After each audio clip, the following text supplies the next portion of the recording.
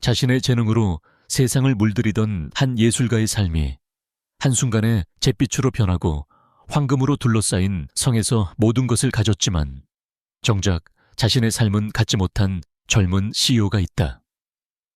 운명이 아닌 차가운 계약서 한 장으로 이 두 세계가 충돌했을 때 과연 어떤 이야기가 펼쳐질까? 그들의 만남은 서울의 심장부 도시를 발 아래에 둔 진숭그룹 타워의 가장 높은 곳에서 시작되었다. 그곳은 성공의 정점이었지만 동시에 고독의 상징이기도 했다. 한서연은 숨막히는 정적이 흐르는 강태준의 사무실에서 자신이 이 거대한 공간의 이물질처럼 느껴졌다. 사방이 유리로 되어 서울의 정형이 파노라마처럼 펼쳐졌지만 그 어떤 아름다움도 그녀의 눈에 들어오지 않았다. 그녀의 손에는 낡은 가죽 포트폴리오가 들려 있었다. 그것은 그녀의 마지막 자존심이자 유일한 희망이었지만 이 거대한 부와 권력의 상징 앞에서는 한없이 초라해 보였다. 그녀는 며칠 밤낮으로 잠을 설쳐가며 준비한 작품들을 보여줄 기회조차 얻지 못했다. 책상 너머의 남자, 진숭그룹의 최연소 CEO 강태준은 서류에서 눈을 떼지 않은 채 낮은 목소리로 말했다. 그의 목소리는 부드러웠지만 강철 같은 차가움이 배어 있었다. 한서연 씨 앉으시죠. 시간을 낭비하는 걸 좋아하지 않으니 본론부터 말하겠습니다. 그는 마침내 고개를 들었고 그의 무심한 눈빛이 서연의 불안한 시선과 마주쳤다. 그의 눈에는 어떠한 감정도 담겨 있지 않아 마치 모든 것을 꿰뚫어 보는 듯한 느낌을 주었다. 그는 서연이 입을 열기도 전에 그녀가 처한 상황을 정확히 짚어냈다. 아버님의 회사 한송디자인이 곧 부도 처리될 위기에 처해 있더군요. 무리한 사업 확장과 주요 거래처의 갑작스러운 계약 파기. 채권단은 더 이상 기다려주지 않을 겁니다. 그의 말 한마디 한마디는 비수처럼 서연의 가슴에 박혔다.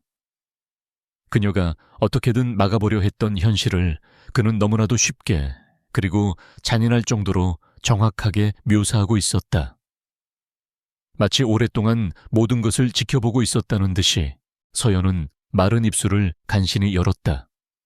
무엇을 원하시는 거죠?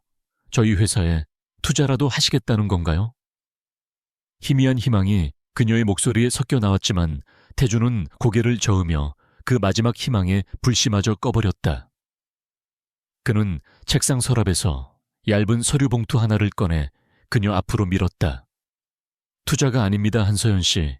이건 거래입니다. 서연은 떨리는 손으로 봉투를 열었다. 그 안에는 투자 제안서가 아닌 혼인계약서라는 제목의 문서가 들어있었다. 서연의 눈이 충격으로 커졌다. 그녀는 자신이 잘못 본 것이라 생각하며 몇 번이고 제목을 다시 읽었다. 혼인계약서. 이 말도 안 되는 단어들의 조합에 그녀는 잠시 사고가 정지되는 것을 느꼈다. 이게 대체 무슨 뜻이죠? 그녀의 목소리는 분노와 황당함으로 가늘게 떨리고 있었다. 눈앞의 남자가 자신을 모욕하고 있다는 생각에 피가 거꾸로 솟는 것 같았다. 그녀는 당장이라도 이 서류를 그의 얼굴에 던지고 싶었다. 태준은 서연의 반응에도 조금도 동요하지 않았다. 그는 여전히 차분하고 사무적인 태도를 유지하며 말을 이었다. 말 그대로입니다. 나와 1년간 법적인 부부관계를 유지해주면 됩니다.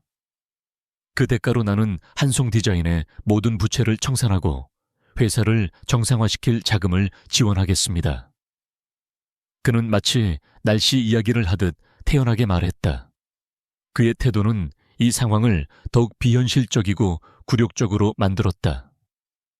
서연의 인생이 걸린 문제를 그는 단순한 비즈니스 협상처럼 취급하고 있었다. 그는 계약서의 주요 조항들을 하나씩 짚어주었다. 결혼 사실은 철저히 비밀에 붙일 것 양가 가족을 제외한 그 누구에게도 알려져서는 안 된다. 계약 기간 동안 두 사람은 같은 집에서 거주하지만 각자의 사생활은 철저히 존중한다. 불필요한 신체 접촉이나 감정적인 교류는 일절 금지된다. 마지막으로 계약이 종료되면 두 사람은 어떠한 이의도 제기하지 않고 깨끗하게 이혼한다. 모든 조항이 너무나도 비인간적이고 기계적이었다. 서연은 차오르는 분노를 억누르며 물었다. 왜 하필 저죠? 돈으로 살 수 있는 여자는 얼마든지 있을 텐데요. 그녀의 말에는 날카로운 가시가 돋쳐 있었다. 태주는 잠시 그녀를 바라보았다. 그의 눈빛에 아주 희미한 변화가 스쳤지만 그것이 무엇인지는 알 수 없었다. 없었다. 나는 복잡한 문제를 싫어합니다. 한서연 씨는 배경이 깨끗하고 지금 나에게 무언가를 간절히 필요로 하는 입장이죠. 무엇보다 당신은 내 할아버님의 기준에 맞는 기품을 가졌지만 내 사업에 위협이 될 만한 야망은 없어 보입니다. 당신은 내게 가장 안전한 선택지입니다. 그의 마지막 말은 서연의 자존심을 산산조각 냈다. 안전한 선택지. 그녀는 자신의 재능과 꿈, 그리고 인생 전체가 그저 안전한 장기말 정도로 취급받았다는 사실에 참을 수 없는 모멸감을 느꼈다. 하지만 그녀는 반박할 수 없었다. 병상에 누워 계신 아버지의 얼굴, 평생을 바친 회사가 무너지는 것을 보며 망연자실하던 부모님의 모습, 그리고 당장 길거리에 나앉게 될 직원들의 얼굴이 눈앞에 어른거렸다. 그녀의 어깨에 걸린 책임감의 무게는 너무나도 무거웠다. 태주는 그녀의 흔들리는 눈빛을 놓치지 않았다. 그는 마지막 쐐기를 박았다. 계약서에 적힌 금액을 확인해 보시죠. 그 돈이면 아버님의 병원비는 물론이고 직원들의 밀린 월급까지 모두 해결하고도 남을 겁니다. 선택은 당신의 몫입니다. 서연의 시선은 계약서 하단에 적힌 천문학적인 액수에 머물렀다. 그 숫자는 현실감이 없을 정도로 거대했다. 그것은 단순한 돈이 아니라 그녀의 가족과 소중한 사람들을 구할 수 있는 유일한 돈가줄이었다. 그녀는 자리에서 일어났다. 생각할 시간을 좀 주세요. 태주는 고개를 끄덕였다. 좋습니다. 내일 이 시간까지 답을 주시죠. 하지만 기회는 두 번 오지 않는다는 것만 알아두십시오. 그의 말은 정중했지만 명백한 경고였다. 서연은 아무 대답도 하지 않고 사무실을 나왔다. 거대한 유리문이 닫히자 그녀는 마치 깊은 물속에서 간신히 빠져나온 것처럼 거친 숨을 몰아쉬었다. 화려한 빌딩의 복도를 걷는 그녀의 발걸음은 청음망은 무거웠다. 사무실에 홀로 남은 태주는 자리에서 일어나 창가로 다가갔다. 그는 방금 서연이 사라진 복도 쪽을 잠시 바라보다가 이내 서울의 야경으로 시선을 돌렸다. 그의 얼굴에는 좀처럼 보기 힘든 피로감이 서려 있었다. 이 말도 안 되는 계약 결혼은 그에게도 결코 쉬운 선택이 아니었다. 진숭그룹의 회장이자 그의 할아버지인 강 회장은 최근 들어 정략 결혼에 대한 압박을 더욱 거세게 가하고 있었다. 특히 호시탐탐 진숭을 노리는 라이벌 기업 오성그룹의 오 회장과 손을 잡으라는 압박은 그를 질식하게 만들었다. 태주는 할아버지의 방식을 구시대적이라 여겼다. 그는 사랑 없는 결혼으로 사업을 확장하느니 자신의 능력으로 정면 돌파하는 길을 택하고 싶었다. 하지만 강 회장의 고집은 꺾을 수 없었다. 그래서 그는 자신만의 방식으로 이 판을 흔들기로 결심했다. 아무도 예상하지 못하는 유령 신부를 내세워 시간을 벌고 그동안 오성그룹의 숨통을 끊을 자신만의 계획을 완성하는 것. 한서연은 그 계획의 가장 이상적인 퍼즐 조각이었다. 그녀의 절박함이 그녀를 완벽한 파트너로 만들었다. 그날 밤 서연은 잠들지 못했다. 그녀는 자신의 작업실에서 밤을 새웠다. 하얀 캔버스는 그녀의 복잡한 마음을 대변하듯 텅 비어 있었다. 평소라면 수많은 영감으로 채워졌을 공간이 오늘따라 낯설고 차갑게만 느껴졌다. 그녀는 강태준이 내민 계약서를 다시 떠올렸다. 그것은 악마의 유혹과도 같았다. 자신의 영혼을 파는 대가로 모든 것을 해결해 주겠다는 달콤하고도 치명적인 제안. 그녀의 예술가로서의 자존심과 한 인간으로서의 존엄성이 거부하라고 소리치고 있었다.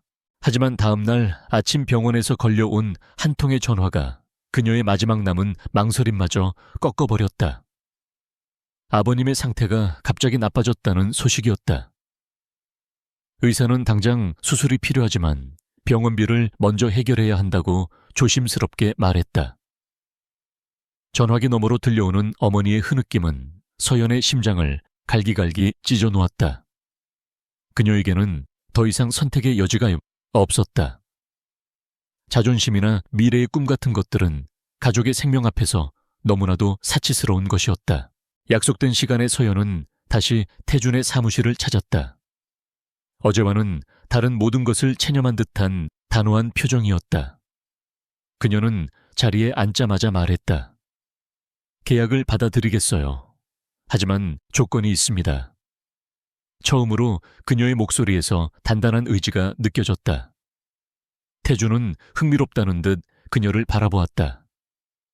말해보시죠. 그는 그녀가 돈을 더 요구하거나 혹은 다른 사치스러운 것을 원할 것이라 예상했다. 그러나 서연의 요구는 그의 예상을 완전히 빗나갔다. 지원금은 제 개인 계좌가 아닌 한송 디자인의 채권단과 직원들에게 직접 지급되어야 해요. 그리고 아버님 수술비는 제가 나중에 어떻게든 갚겠습니다. 이건 거래이지 구걸이 아니니까요. 그녀의 눈빛은 흔들림이 없었다. 그 안에는 그녀가 지키고 싶어하는 최소한의 자존심과 책임감이 담겨 있었다. 태준은 잠시 말이 없었다. 그는 돈 앞에서 무너지는 수많은 사람들을 봐왔지만 이런 사람은 처음이었다. 그는 짧게 대답했다.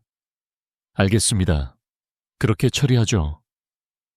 그의 지시에 변호사가 들어와 계약의 마지막 절차를 진행했다. 서연은 계약서의 모든 조항을 다시 한번 꼼꼼히 읽었다. 마치 다른 사람의 인생 계약서를 보는 것처럼 현실감이 없었다. 마침내 그녀는 펜을 들었다. 펜 끝이 종기에 닿는 순간 그녀는 자신의 인생 한 조각이 떨어져 나가는 듯한 기분을 느꼈다.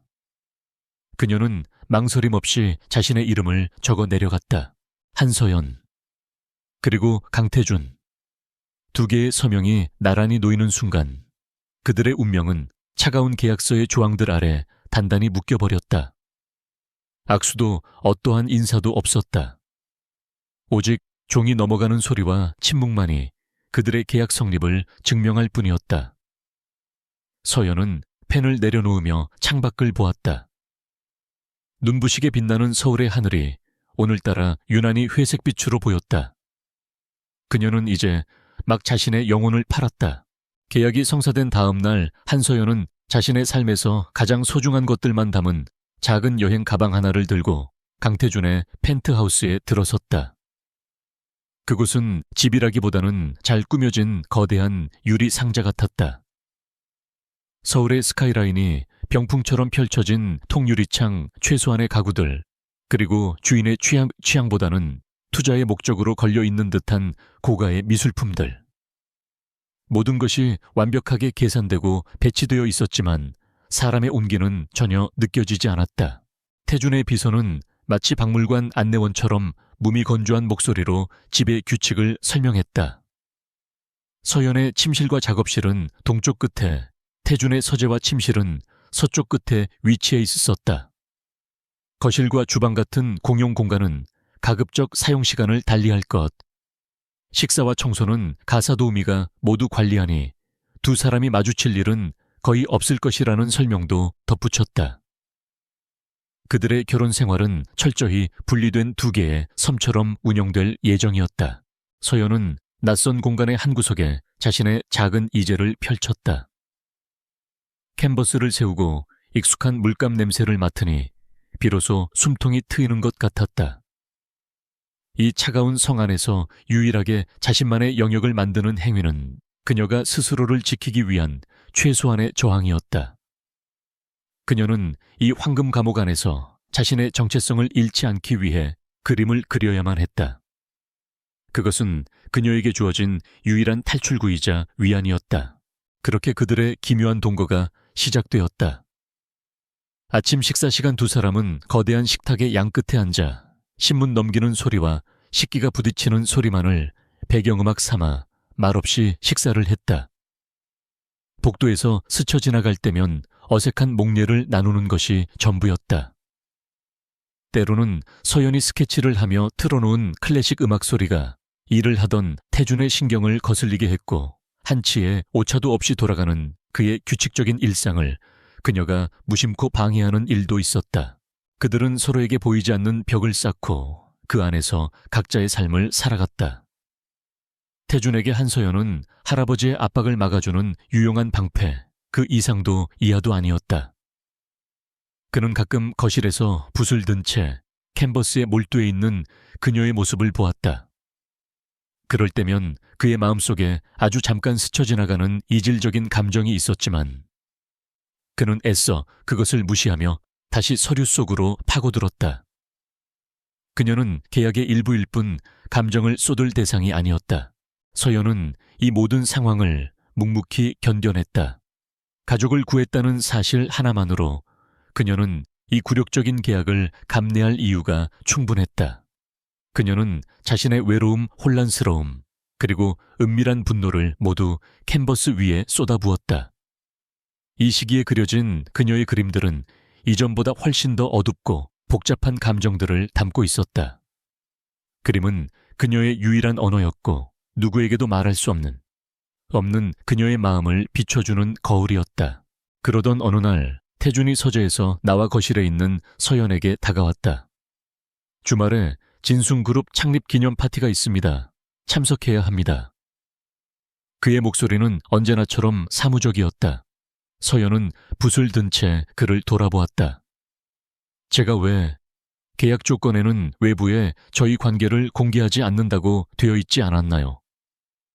그녀의 목소리에는 당혹스러움이 묻어났다.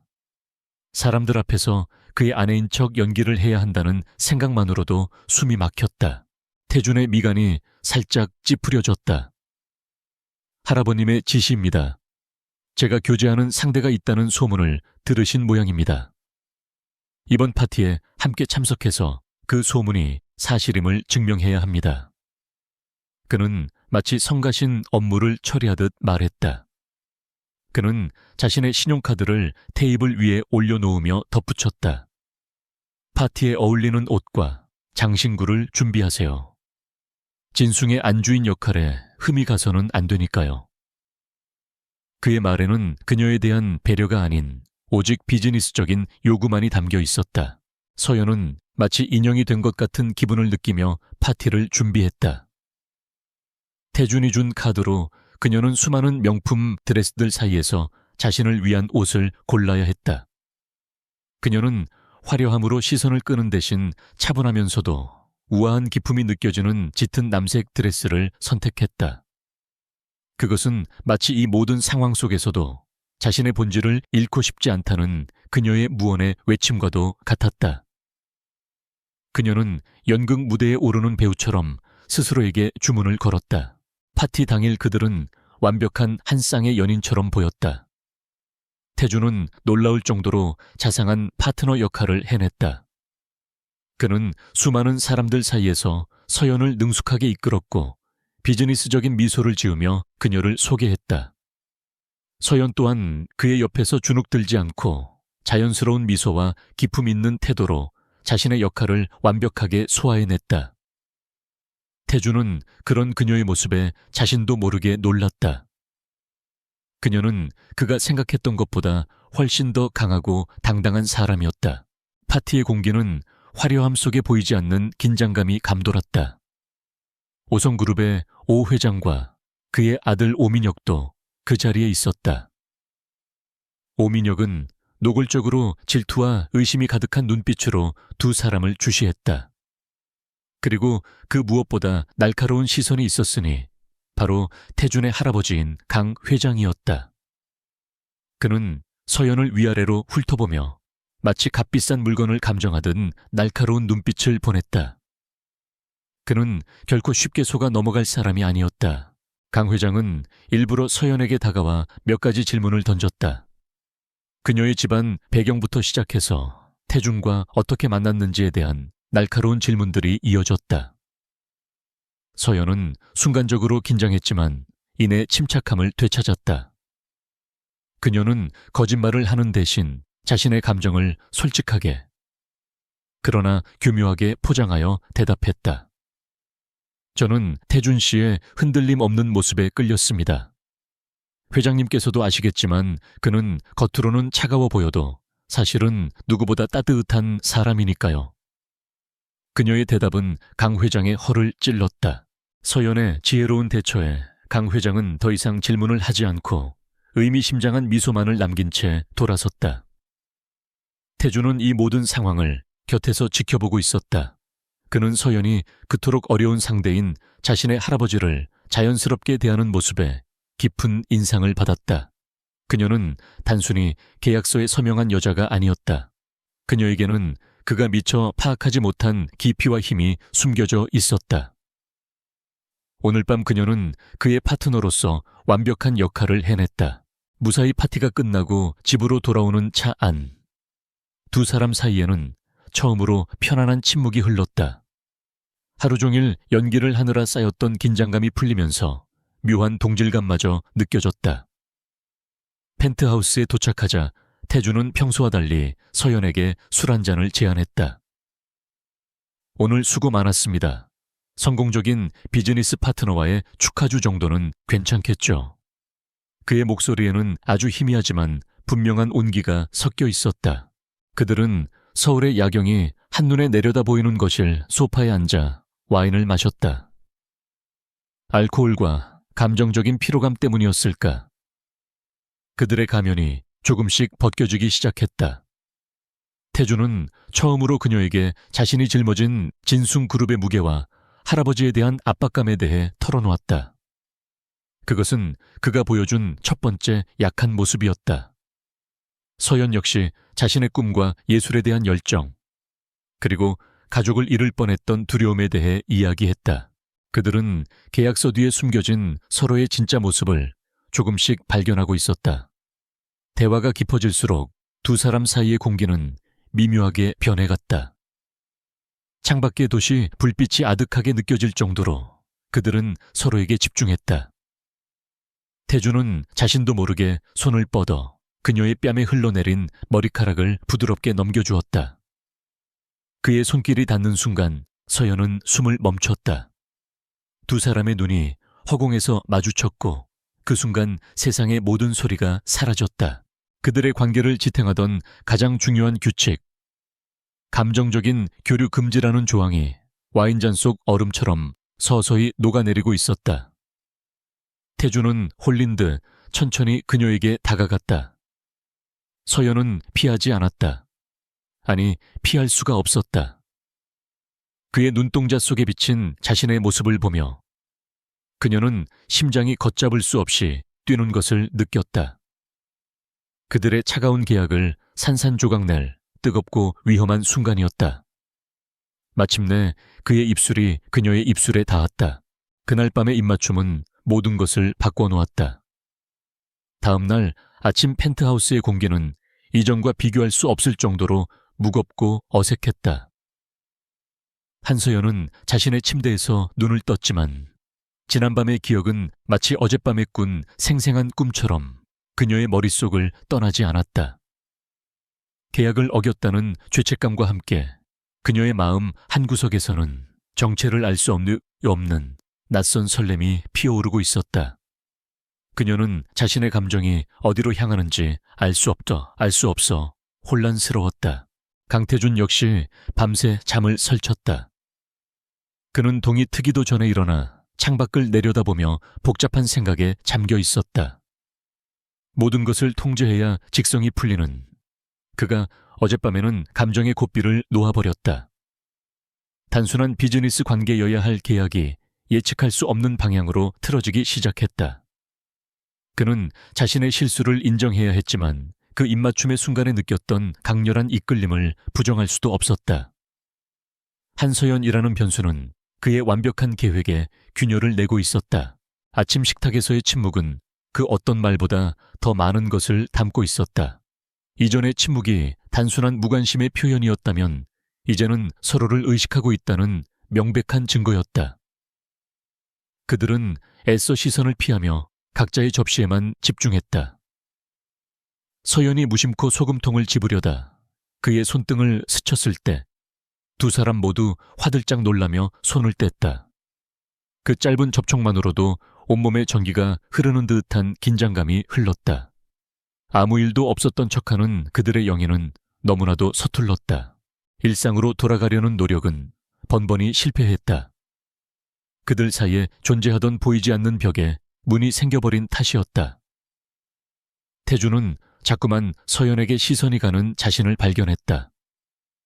그림에 집중할 때 살짝 찡그리는 미간, 조용히 콧노래를 흥얼거리는 모습, 햇살을 받으며 스케치에 몰두하는 옆모습까지.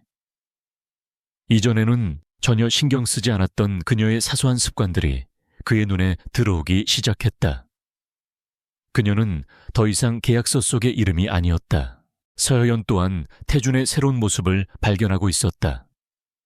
지난밤 그가 보여준 인간적인 고뇌와 약한 모습은 그녀의 마음속에 깊이 각인되었다. 그녀는 그의 완벽해 보이는 모습 뒤에 숨겨진 깊은 피로감과 이 거대한 펜트하우스에 홀로 남겨진 그의 외로움을 보기 시작했다.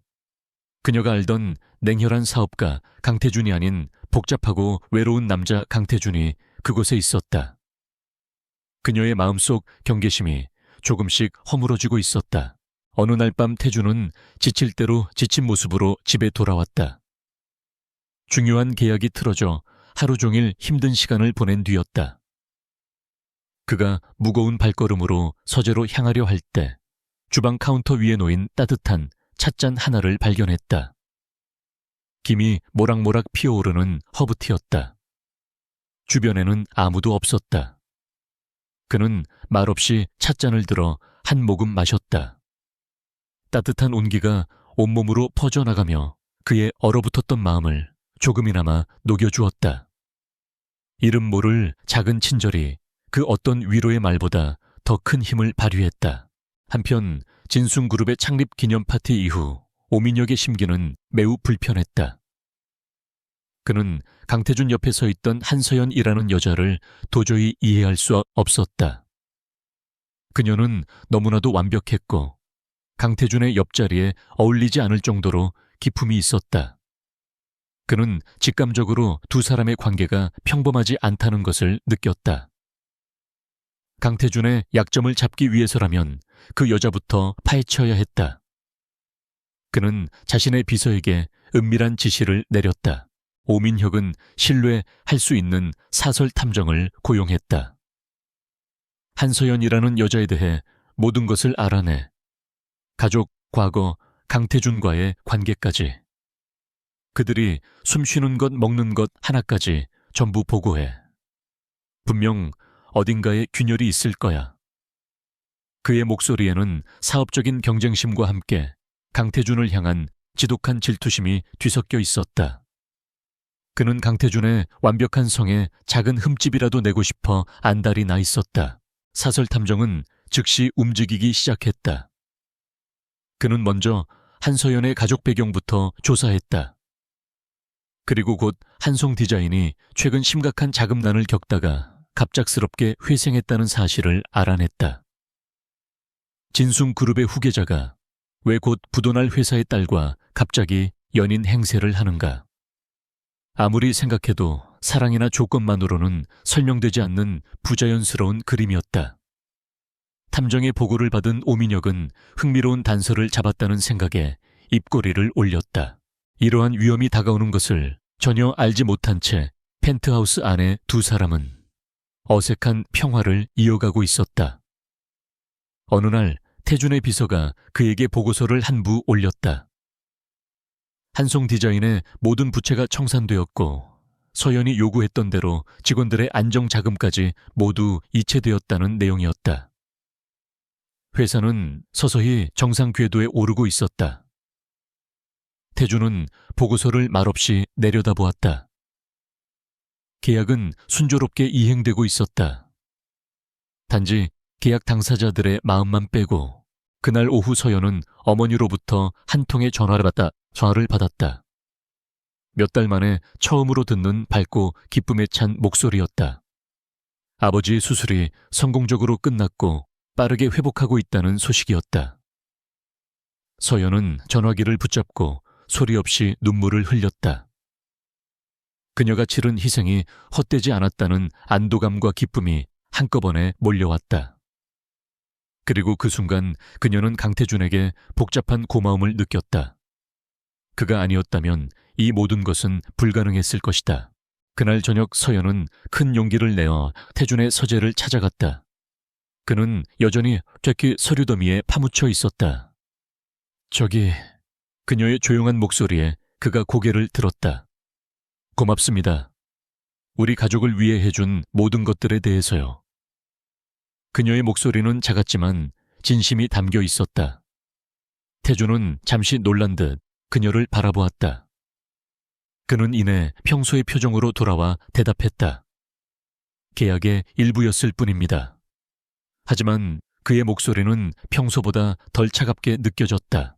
바로 그 순간이었다. 멀리 맞은편 건물에서 망원 렌즈를 든 사설 탐정이 그들의 모습을 카메라에 담고 있었다. 그는 며칠 동안의 잠복 끝에 강태준과 한서연이 같은 펜트하우스에 살고 있다는 결정적인 증거를 포착했다. 그들은 항상 몇 분의 간격을 두고 따로 출입했지만 분명 같은 공간을 공유하고 있었다. 탐정은 병원에서 아버지를 만나고 나오는 서연의 애틋한 모습까지 놓치지 않았다. 탐정은 오민혁에게 중간 보고서를 보냈다. 한서연의 가족회사는 강태준과의 만남 시점과 일치하는 시기에 거액의 익명투자로 회생함. 두 사람은 같은 펜트하우스에 거주하나 외부에서는 철저히 타인처럼 행동함. 일반적인 연인 관계로는 보이지 않음. 마치 계약 관계처럼 느껴짐. 보고서를 읽은 오민혁의 얼굴에 잔인하고 만족스러운 미소가 번졌다. 계약 관계라. 그가 찾던 약점의 꼬리가 마침내 잡히기 시작했다.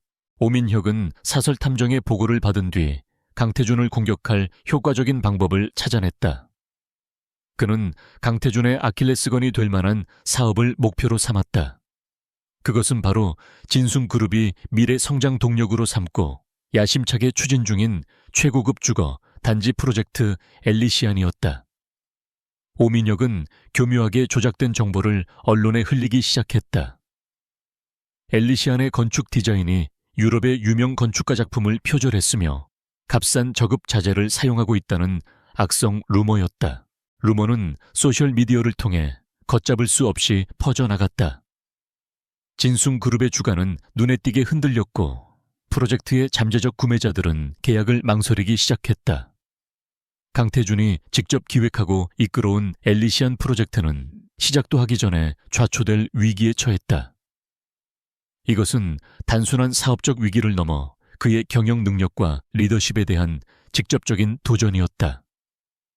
오민혁의 비열한 공격은 정확히 강태준의 심장을 겨누고 있었다. 강태준은 즉시 긴급 임원 회의를 소집했다. 회의실의 공기는 얼음장처럼 차갑고 무거웠다. 그의 앞에 앉은 임원들은 대부분 보수적이고 관료적인 인물들이었다. 그들은 평생을 비즈니스 세계에서 보냈지만 창의적인 위기 해결 능력은 부족했다. 그들이 내놓은 해결책은 하나같이 뻔했다. 루머를 부인하는 보도자료를 배포하고 허위 사실을 유포한 언론사를 상대로 법적 대응을 하겠다는 것이었다. 태준은 답답함을 느꼈다. 그런 수동적인 대응으로는 이미 실추된 프로젝트의 이미지를 회복할 수 없었다. 이번 사태의 본질은 진실 여부가 아니라 대중의 신뢰와 프로젝트의 명성에 대한 공격이었다. 단순한 부인만으로는 돌아선 대중의 마음을 되돌릴 수 없었다. 그는 임원들의 상상력 부족에 깊은 실망감을 느끼며 뚜렷한 해결책 없이 회의를 마쳐야 했다. 그의 마음은 타들어 가고 있었다. 그날 밤 태준은 집 거실의 거대한 테이블 위에 엘리시안의 설계 도면과 각종 보고서들을 펼쳐놓았다. 그는 지쳐 있었고 좀처럼 돌파구가 보이지 않는 상황에 신경이 곤두서 있었다. 한서연은 자신의 작업실에서 나와 그 모습을 조용히 지켜보았다. 그녀는 본능적으로 테이블 위의 설계 도면에 이끌렸다.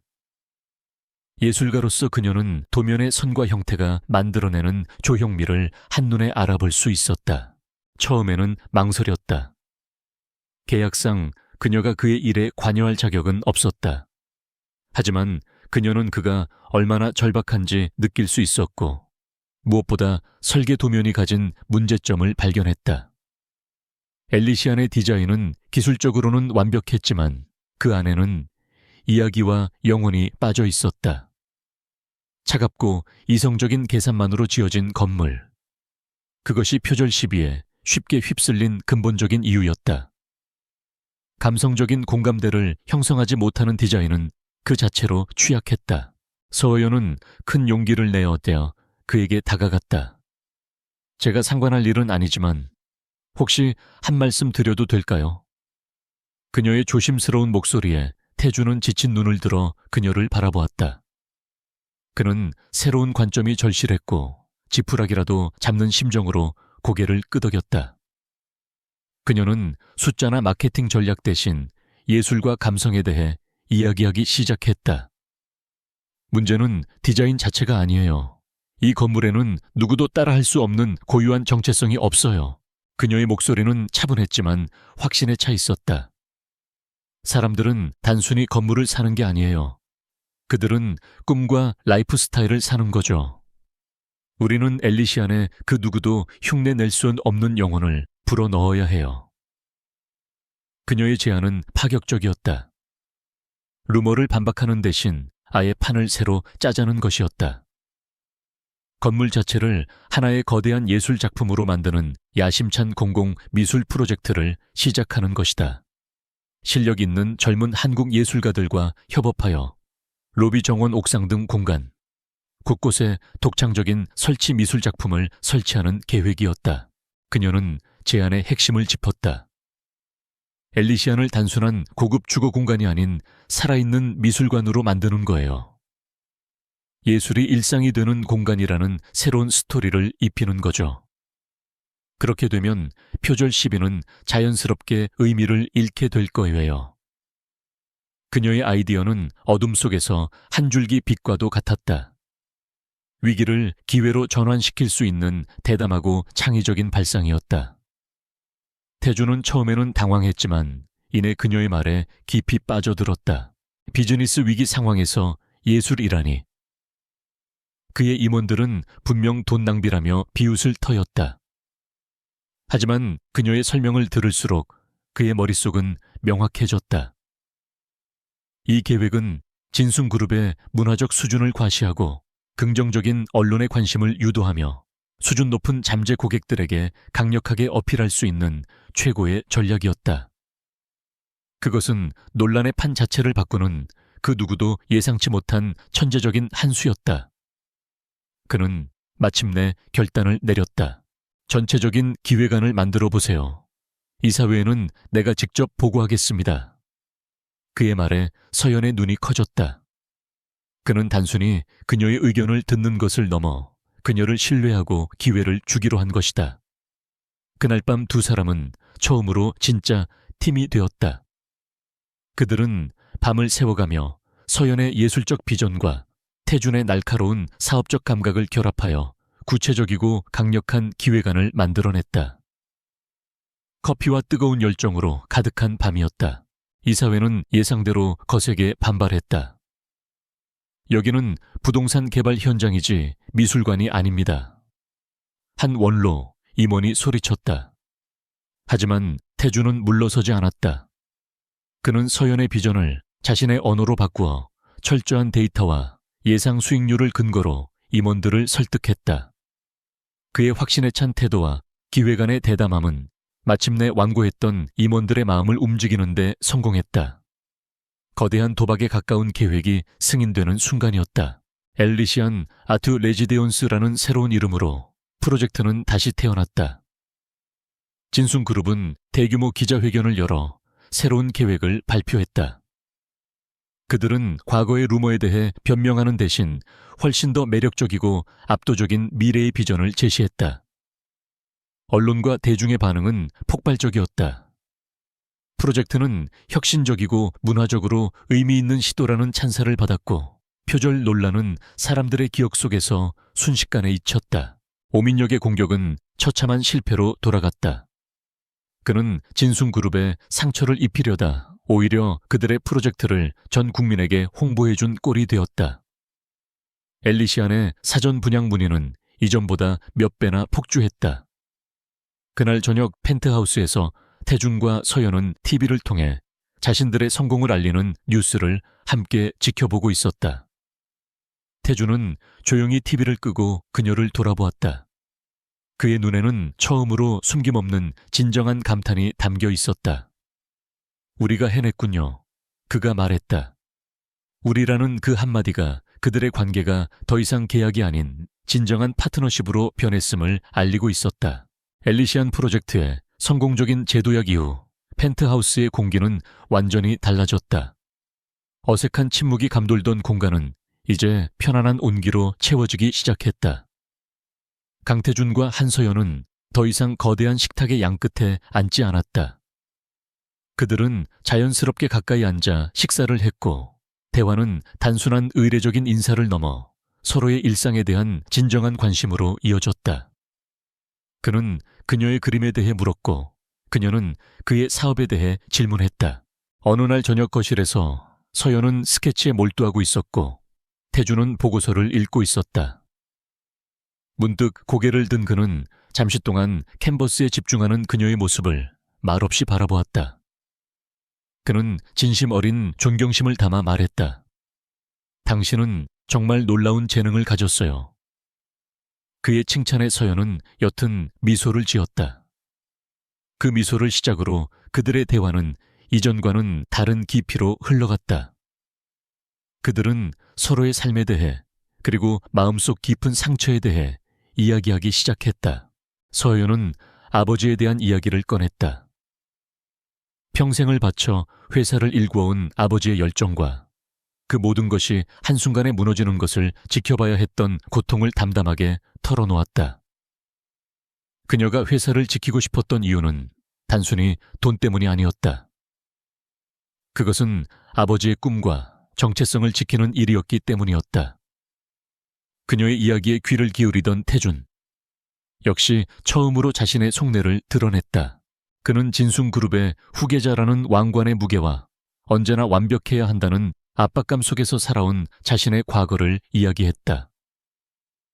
어린 시절 부모님을 잃고 감정 표현에 서툰 할아버지 밑에서 자라면서 그는 자신의 감정을 억누르고 통제하는 법부터 배워야 했다. 그의 외로움과 통제에 대한 집착은 바로 그 상처에서 비롯된 것이었다. 그들의 대화는 단순한 파트너를 넘어 서로의 아픔을 이해하는 두 영혼의 교감이었다. 그날 밤 그들 사이의 감정적인 거리는 완전히 사라졌다. 그들은 서로의 눈을 바라보며 말없이 많은 것을 나누었다. 태준은 자신도 모르게 그녀의 손을 잡았고, 서연은 그의 손을 뿌리치지 않았다. 그들의 가짜 결혼 관계는 이제 걷잡을 수 없을 정도로 실제적인 감정으로 채워지고 있었다. 하지만 그들이 조심스럽게 서로의 마음을 확인하는 동안 훨씬 더 거대하고 어두운 그림자가 그들을 향해 다가오고 있었다. 오성그룹의 오 회장은 아들 오민혁의 어설픈 공격이 처참한 실패로 돌아간 것에 대해 길길이 날뛰었다. 멍청한 놈 강태준을 무너뜨리기는커녕 영웅으로 만들어줬잖나. 그는 무능한 아들을 질책하며 자신이 직접 나서기로 결심했다. 오 회장은 아들보다 훨씬 더 교활하고 무자비한 인물이었다. 그는 강태준과 한서연에 대한 모든 정보를 다시 검토했다. 그리고 아들이 놓친 핵심을 간파했다. 한서연이라는 여자는 강태준을 공격할 무기가 아니었다. 그녀는 그의 방패이자 동시에 그의 유일한 약점이었다. 강태준이 그토록 중요한 프로젝트를 그녀에게 맡겼다는 사실 자체가 그녀의 중요성을 증명했다. 오 회장은 새로운 계획을 세웠다. 진순그룹을 직접 공격하는 것은 쉽지 않다. 대신 한서연의 가족을 철저하게 짓밟아 그녀를 무너뜨리거나 그녀를 지키려는 강태준이 스스로 실수를 저지르게 만드는 것이다. 그는 강태준의 아킬레스건을 찾아낸 것이다. 오 회장의 공격은 신속하고 무자비하게 시작되었다. 그는 자신의 광범위한 인맥을 총동원하여 한송디자인의 숨통을 조여왔다. 먼저 주요 원자재 공급업체들에게 압력을 넣어 조작된 품질 문제를 빌미로 계약을 파기하게 만들었다. 다음으로 금융권의 지인들을 움직여 한송디자인이 겨우 확보한 운영자금 대출에 대해 긴급 재심사를 명령하게 하여 자금줄을 완전히 막아버렸다. 그의 공격은 거기서 그치지 않았다. 그는 삼류 경제지에 돈을 뿌려 한송디자인의 도덕성을 의심하는 기사를 내보냈다. 회사가 스폰서의 도움으로 부도 위기를 넘겼다는 식의 악의적인 내용이었다. 강태준의 존재를 암시하며 부정한 방법으로 회사가 회생했다는 인상을 심어주려는 비열한 수법이었다. 오 회장의 공격은 한송디자인을 재기 불가능한 상태로 만들고 서연의 가족 명예까지 더럽히려는 잔인한 계획이었다. 이제 막 희망을 보기 시작했던 한송디자인의 사무실은 다시 절망에 휩싸였다. 서연은 회복 중인 아버지와 함께 회사에 있다가 청천벽력 같은 소식들을 연이어 접했다. 은행에서 걸려온 대출금 회수 통보 전화, 그리고 연달아 이어진 공급업체들의 계약 파기 통보. 사무실 안의 희망적인 분위기는 순식간에 사라지고 직원들의 얼굴에는 다시 깊은 불안감이 드리워졌다. 이것은 단순한 불운이 아닌 명백한 표적 공격이었다. 서연은 아버지의 눈에서 다시 깊은 절망을 보았다. 악몽이 반복되고 있었다. 하지만 이번에는 훨씬 더 악랄하고 개인적인 공격이었다. 설상가상으로 어머니에게서 전화가 걸려왔다. 악의적인 기사 때문에 주변 친척들과 친구들로부터 무례한 질문들이 쏟아지고 있다는 것이었다. 공격은 회사를 넘어 그녀의 가족 전체를 향하고 있었다. 그녀는 온몸의 힘이 빠져나가는 것을 느끼며 주저앉고 싶었다. 그날 밤 서연은 창백하고 지친 모습으로 펜트하우스에 돌아왔다. 태주는 도시의 야경을 멍하니 바라보는 그녀의 모습에서 무언가 끔찍한 일이 일어났음을 직감했다. 그는 조용히 그녀에게 다가갔다.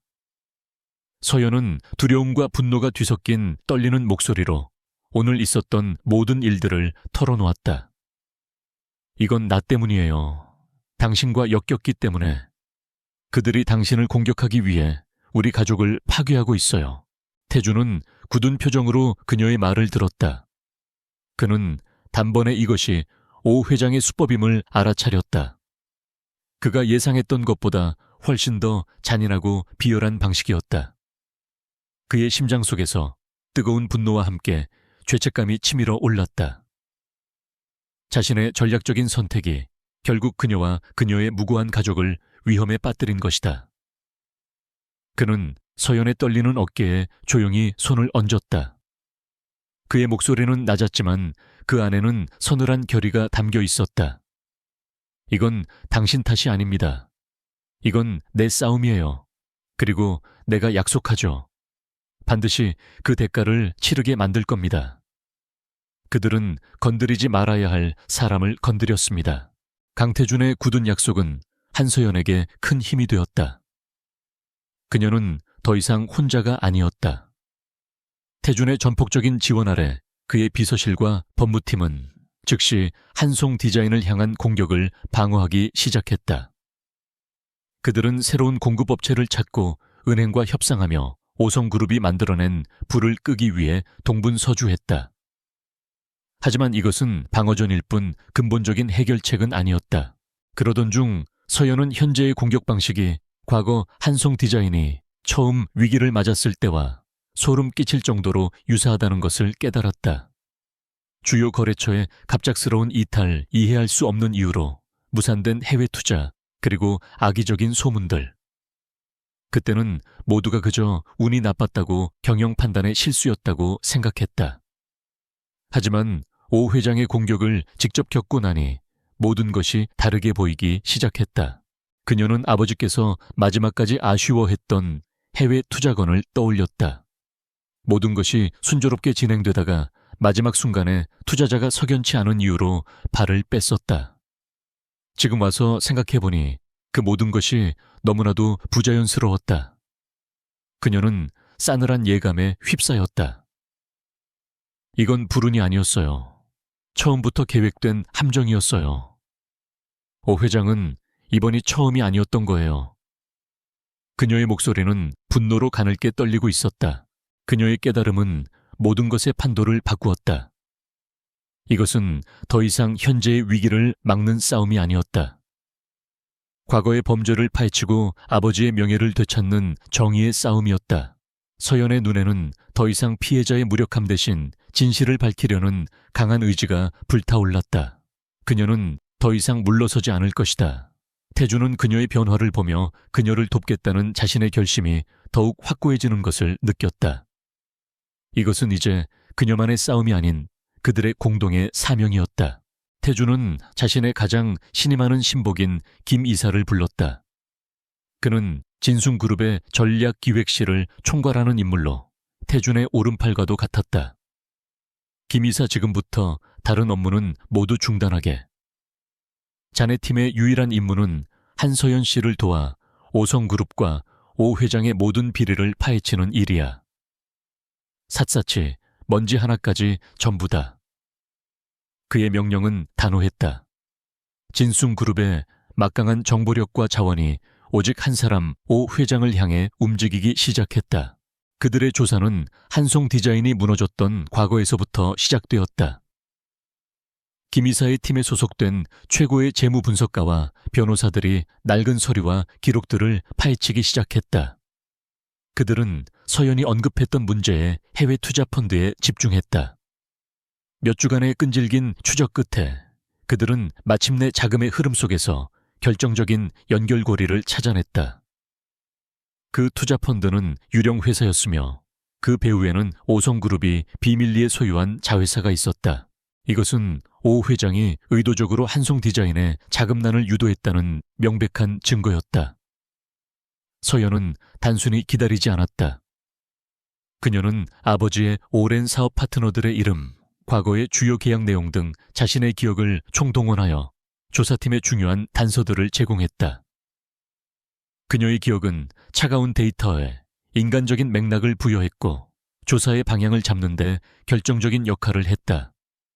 그녀는 더 이상 연약한 예술가가 아니었다. 하지만 금융 자료만으로는 부족했다. 그들은 오 회장의 범죄를 입증할 결정적인 인간 증인이 필요했다. 그때 서연의 머릿속에 한 사람의 이름이 떠올랐다. 박 부장. 그는 한송 디자인의 핵심 관리자였지만 회사가 위기에 처하자마자 갑자기 사직서를 내고 사라졌었다. 모두가 더 좋은 직장을 찾아 떠났다고 생각했지만 그의 퇴사는 항상 의문으로 남아있었다. 서연은 직감적으로 그가 무언가를 알고 있을 것이라 확신했다. 태주는 즉시 인력을 동원하여 박 부장의 행방을 수소문했다. 그는 서울을 떠나 작은 바닷가 마을에서 헌책방을 운영하며 조용히 살고 있었다. 과거의 화려한 경력을 모두 버린 채 숨어 지내는 듯한 모습이었다. 서연은 자신이 직접 그를 만나야 한다고 주장했다. 태주는 그녀의 안전이 걱정되었지만 그녀의 단호한 눈빛을 보고 함께 가기로 결심했다. 그들은 복잡한 서울을 떠나 조용한 바닷가 마을로 향했다. 오랜만에 펜트하우스와 치열한 싸움터를 벗어난 두 사람은 잠시나마 평범한 연인처럼 보였다. 그들은 작은 식당에서 소박한 식사를 하고 저녁 노을이 지는 해변을 나란히 걸었다. 그 짧은 평화의 시간은 그들의 관계를 더욱 단단하게 만들어 주었다. 마침내 그들은 낡은 간판이 걸린 책방에서 박 부장을 만났다. 그는 갑작스러운 방문에 겁을 먹고 모든 것을 부인했다. 오 회장의 보복을 두려워하는 기색이 역력했다. 서연은 그를 다그치지 않았다. 대신 진심으로 호소했다. 아버지의 망가진 건강과 꺾여버린 자부심, 그리고 복수가 아닌 정의를 찾고 싶다는 그녀의 간절한 마음에 박 부장의 굳게 닫혔던 마음이 흔들리기 시작했다. 그는 마침내 모든 것을 털어놓았다. 오 회장 측 사람들이 그의 가족을 협박하고 거액의 돈을 주며 회사 내부 정보를 빼돌리고 주요 프로젝트를 망치도록 지시했다는 것이다. 그 죄책감은 몇 년 동안 그를 괴롭히고 있었다. 그는 만약을 대비해 보관해 두었던 비밀 장부와 협박 내용이 담긴 녹음 파일을 그들에게 넘겨주었다. 그것은 오 회장의 죄를 입증할 스모킹 건이었다. 그들은 마침내 승리의 열쇠를 손에 쥔 것이다. 서울로 돌아온 그들을 기다리고 있던 것은 김 이사팀의 또 다른 보고였다. 오 회장은 과거에도 한송 디자인과 유사한 방식으로 수십 개의 중소 경쟁업체들을 파산시킨 전적이 있다는 것이었다. 그는 기업 사냥꾼이자 악마였다. 모든 증거가 모였다. 이제 남은 것은 방역의 시기와 방법을 결정하는 일이었다. 검찰이나 경찰에 고발하는 것은 위험했다. 오 회장은 법조계에도 깊은 인맥을 가지고 있어 사건을 은폐할 가능성이 높았다. 태주는 더 대담하고 확실한 방법을 계획했다. 오 회장을 단순히 감옥에 보내는 것이 아니라 그의 제국과 명예를 모든 사람이 보는 앞에서 한꺼번에 무너뜨리는 것이다. 그리고 그 공개 처형의 무대는 바로 진숭그룹의 주주총회장이 될 것이었다. 오 회장이 진숭그룹에 대한 적대적 인수를 시도할 바로 그날 그의 무기는 오히려 그의 심장을 겨누게 될 것이었다. 진숭그룹의 정기 주주총회가 열리는 날 아침 펜트하우스의 공기는 폭풍전야처럼 고요하고 팽팽했다. 강태준과 한서연은 말없이 각자의 채비를 했다. 그들의 눈빛에는 두려움이 아닌 결전을 앞둔 장수와 같은 강철 같은 의지가 서려 있었다. 태주는 넥타이를 매며 자신의 표정을 가다듬었고 서연은 드레스가 아닌 단정하면서도 힘이 느껴지는 검은색 정장을 입었다. 그녀는 더 이상 보호받는 존재가 아닌 동등한 파트너였다. 총 회장은 수많은 주주들과 이사회 임원들 그리고 특종을 노리는 기자들로 가득 차 있었다. 모두의 얼굴에는 거대한 권력 싸움을 앞둔 긴장감이 역력했다. 단상의 가장 높은 곳에는 태준의 할아버지인 강 회장이 굳은 표정으로 앉아 있었다. 그는 오성그룹의 적대적 인수 시도를 알고 있었지만 태준의 방역 계획에 대해서는 자세히 듣지 못한 상태였다. 곧이어 오성그룹의 오 회장과 오민혁이 승리를 확신하는 거만한 태도로 등장했다. 회의는 정해진 절차에 따라 지루하게 시작되었다. 그리고 마침내 오 회장이 긴급 안건을 상정하며 단상 위로 올라섰다. 그는 유창하고 힘있는 목소리로 연설을 시작했다. 그는 최근의 엘리시안 사태를 교묘하게 왜곡하며 강태준의 경영 능력을 맹비난했다. 그리고 자신이야말로 위기에 빠진 진숭그룹을 구할 안정적이고 경험 많은 리더라고 주장했다. 그의 연설은 진숭그룹의 미래에 불안감을 느끼던 일부 주주들의 마음을 흔들기에 충분했다. 연설의 마지막에 그는 자신이 확보한 막대한 지분을 공개하며 진숭그룹에 대한 적대적 인수를 공식적으로 선언했다. 그는 강태준 대표이사에 대한 불신임안을 긴급 발의하며 즉각적인 투표를 요구했다. 장내는 순식간에 술렁거렸고 분위기는 완전히 오 회장 쪽으로 넘어간 듯 보였다. 태준의 곁을 지키던 임원들의 얼굴에도 불안한 기색이 스쳤다. 모든 것이 오 회장의 계획대로 흘러가고 있었다. 의장이 불신임한 투표를 선언하려는 바로 그 순간이었다. 잠깐만요. 정적을 깨는 강태준의 차분한 목소리가 총회장 전체에 울려 퍼졌다. 모든 사람의 시선이 그에게로 향했다. 진숭그룹의 미래를 결정하는 투표를 하기에 앞서 주주 여러분께서는 여러분이 누구와 손을 잡으려 하는지 정확히 알 권리가 있다고 생각합니다. 그의 목소리에는 흔들림 없는 자신감이 담겨 있었다. 그가 손짓하자 총회장의 뒷문이 열리고 한서연이 김 이사와 함께 모습을 드러냈다. 그녀의 등장은 그 자체로 하나의 극적인 연출이었다. 오 회장과 오민혁은 예상치 못한 인물의 등장에 당황한 표정을 감추지 못했다. 서연은 주눅들지 않고 당당한 걸음으로 단상을 향해 걸어갔다. 그녀의 손에는 오 회장의 제국을 무너뜨릴 결정적인 증거들이 들려 있었다. 총회장 전면에 설치된 거대한 스크린이 켜지고 서연이 마이크를 잡았다. 그녀의 목소리는 떨리지 않았다. 오히려 그 어떤 연설가보다도 단호하고 설득력 있게 울려 퍼졌다. 제 이름은 한서연입니다. 그리고 저의 가족은 오성그룹 오 회장의 탐욕에 희생된 수많은 피해자 중 하나입니다.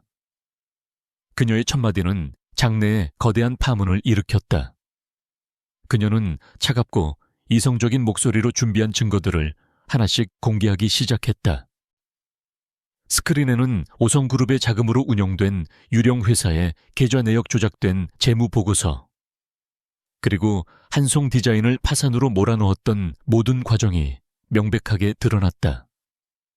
그리고 마침내 박 부장의 목소리가 담긴 녹음 파일이 총 회장에 울려 퍼졌다. 오 회장 측근이 박 부장의 가족을 협박하는 내용과 그의 공포에 질린 목소리는 그 자리에 있는 모든 사람들을 충격에 빠뜨렸다. 이것은 비즈니스가 아닌 명백한 범죄였다. 총 회장은 순식간에 아수라장이 되었다. 기자들의 카메라 플래시가 쉴 새 없이 터졌고 주주들은 분노에 차 소리치기 시작했다. 오 회장의 얼굴은 하얗게 질렸다가 이내 분노로 붉게 변했다. 거짓말이다. 전부 나를 모함하기 위한 조작이야. 그는 미친 사람처럼 소리쳤지만 그의 목소리는 공허한 메아리가 될 뿐이었다. 오민혁은 이미 모든 것을 포기한 사람처럼 넋이 나간 채 자리에 앉아 있었다. 태주는 단상으로 올라가 마지막 일격을 가했다. 이것은 단순히 한송 디자인만의 문제가 아닙니다. 그의 목소리는 천둥처럼 울렸다. 스크린에는 오성그룹에 의해 유사한 방식으로 파산한 수십 개의 중소기업 명단이 나타났다. 이자는 사업가가 아닙니다. 다른 사람의 꿈과 피눈물을 먹고 자신의 제국을 건설한 약탈자일 뿐입니다. 그의 선언은 오 회장에 대한 완벽한 사망 선고였다. 마치 짝이라도 한 듯 총 회장의 뒷문이 다시 열리고 검찰 수사관들이 들이닥쳤다. 그들은 망연자실한 표정의 오 회장과 오민혁에게 곧장 다가갔다. 오성그룹 오 회장 당신을 시장질서 교란 협박 및 횡령 혐의로 긴급 체포합니다. 차가운 수갑이 그의 손목에 채워지는 순간 수십 년간 쌓아올린 그의 탐욕의 제국은 먼지처럼 허무하게 무너져 내렸다. 혼란의 한가운데서 태주는 다른 모든 것을 뒤로 한 채 서연에게 걸어갔다. 그는 수많은 사람들 앞에서 그녀의 손을 굳게 잡았다. 그의 눈에는 자랑스러움과 고마움, 그리고 그보다 훨씬 더 깊은 감정이 담겨 있었다. 강 회장이 그들에게 다가왔다. 그는 서연과 자신의 손자를 번갈아 보더니 좀처럼 보기 힘든 진심 어린 미소를 지었다. 그는 이제 모든 것을 이해했다. 그의 손자는 단순히 사업적인 승리를 거둔 것이 아니었다. 평생을 함께할 동반자를 얻은 것이다. 불신이만은 사람들의 기억 속에서 사라졌고 적대적 인수는 실패로 끝났다. 그들은 마침내 승리했다. 주주총회에서의 극적인 승리 이후 며칠이 흘렀다. 오성그룹의 몰락은 연일 뉴스를 장식했고 세상은 떠들썩했지만 강태준과 한서연의 펜트하우스에는 오히려 무거운 침묵이 감돌았다. 외부의 가장 큰 위협이 사라지자 이제 그들 관계의 본질적인 문제가 수면 위로 떠올랐다. 그들을 묶어주었던 유일한 이유, 바로 계약이 모든 목적을 달성하고 끝났기 때문이다. 이제 어떻게 해야 하는가 두 사람 모두 쉽사리 입을 열지 못했다. 어느 날 오후 서연은 자신의 작업실에서 조용히 짐을 정리하기 시작했다. 캔버스와 물감 이젤을 차곡차곡 상자에 담았다. 떠나겠다는 명백한 의사 표현은 아니었지만 그녀는 그들의 계약 관계가 끝났음, 끝났음을 인지하고 조용히 자신의 자리를 비울 준비를 하고 있었다. 그 모습을 본 태준의 심장이 쿵 하고 내려앉았다. 그녀가 없는 이 집은 다시 차갑고 텅 빈 감옥이 될 것이라는 사실을 그는 너무나도 잘 알고 있었다. 태준은 그녀에게 다가가 물었다. 지금 뭐 하는 겁니까? 그의 목소리에는 자신도 모르는 불안함이 묻어 있었다. 서연은 하던 일을 멈추고 그를 돌아보았다. 그녀의 표정에는 슬픔과 체념이 뒤섞여 있었다. 계약은 끝났잖아요. 이제 당신은 제가 필요 없어요. 우리 가족은 안전해졌고 당신의 회사도 지켜냈어요. 우리는 각자의 의무를 다한 거예요. 그녀는 이 관계의 시작처럼 마지막도 이성적이고 논리적으로 정리하려 애썼다. 바로 그 순간이었다. 그들의 관계를 지탱하던 차가운 논리의 틀이 수명을 다하고 오직 진심만이 남아야 하는 순간. 태준은 그녀가 떠난다는 생각만으로도 숨이 막히는 것을 느꼈다. 이 넓은 펜트하우스가 그녀가 오기 전에는 얼마나 공허했는지, 그리고 그녀가 떠나면 다시 얼마나 끔찍한 감옥이 될지를 깨달았다. 그는 더 이상 자신의 감정을 숨길 수 없었다. 그는 그녀 없이는 살 수 없었다. 태준은 아무 말 없이 서재로 들어갔다. 잠시 후 그의 손에는 그들의 관계를 시작하게 했던 바로 그 혼인 계약서가 들려 있었다. 그는 서연의 앞으로 다가가 그녀의 눈을 똑바로 바라보았다. 당신 말이 맞아요. 그의 목소리는 이전에는 들어본 적 없는 깊은 감정으로 떨리고 있었다. 이 계약 이제 끝내야죠. 그는 그 말을 끝으로 계약서를 천천히 그리고 힘주어 찢기 시작했다. 종이가 찢어지는 소리가 적막한 거실을 가득 메웠다. 그는 계약서를 반으로 그리고 다시 잘게 더 이상 형태를 알아볼 수 없을 때까지 찢어버렸다. 그것은 그들의 거짓된 관계를 상징하는 과거를 파괴하는 신성한 의식과도 같았다.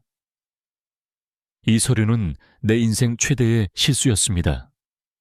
당신을 만난 것을 후회해서가 아니라 우리의 관계를 이런 차가운 조항들로 묶어두려 했던 내가 어리석었기 때문입니다. 그의 고백은 계속되었다. 나는 값을 매길 수 없는 당신이라는 사람을 돈으로 사려고 했습니다. 내 필요를 위해 당신의 삶을 이용하려 했습니다. 정말 미안합니다. 그는 찢어진 종이 조각들을 바닥에 버리고 그녀의 앞에 무릎을 꿇었다. 처음 만났던 날 거대한 책상 뒤에 앉아 차갑게 거래를 제안하던 그의 모습은 온데간데 없었다. 지금 그의 앞에는 오직 사랑하는 여자에게 용서를 구하는 한 남자만이 있을 뿐이었다. 그는 주머니에서 작은 반지 상자를 꺼냈다. 그 안에는 화려하고 거대한 다이아몬드가 아닌 그녀의 기품과 꼭 닮은 작고 우아한 반지가 들어있었다.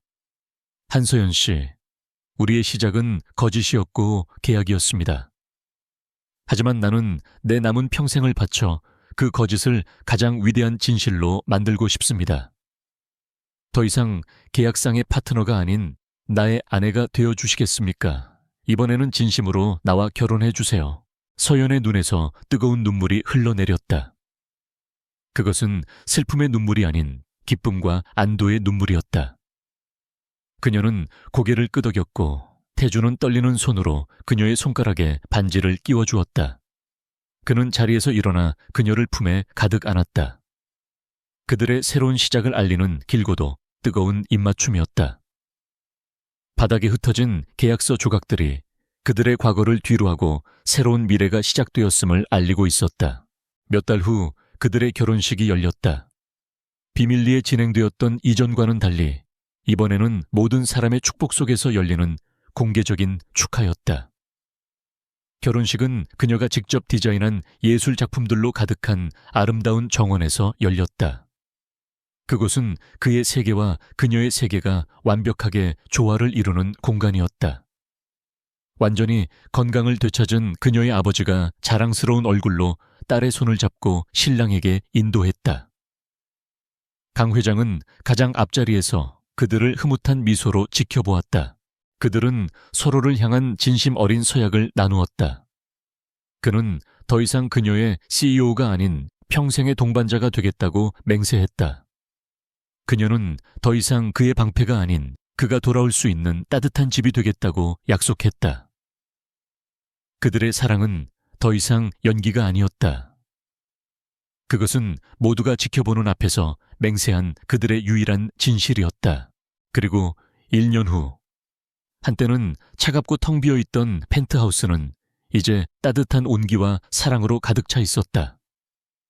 벽에는 그녀가 그린 화사한 그림들이 걸려 있었고, 거실에는 작은 아기 침대가 놓여 있었다. 태주는 더 이상 밤늦게 귀가하지 않았다. 그는 일이 끝나면 곧장 자신의 가족이 기다리는 집으로 향했다. 그날 저녁 태준과 서연은 나란히 서서 통유리창 너머로 펼쳐지는 서울의 야경을 바라보고 있었다. 그들의 품에는 세상 모르고 잠든 작은 생명체가 안겨 있었다. 서연은 태준의 어깨에 조용히 머리를 기댔다. 우리의 시작을 생각하면 지금도 가끔 믿기지 않아요. 그녀의 말에 태준은 미소를 지으며 그녀를 더 꽉 안았다. 예기치 못했던 하룻밤이 평생의 사랑으로 이어졌지. 그들은 더 이상 황금 감옥에 갇힌 외로운 두 사람이 아니었다. 서로의 상처를 보듬고 진정한 사랑을 찾은 하나의 가족이었다. 예기치 못했던 만남으로 시작된 그들의 비밀 결혼은 마침내 세상에서 가장 아름다운 사랑 이야기로 완성되었다.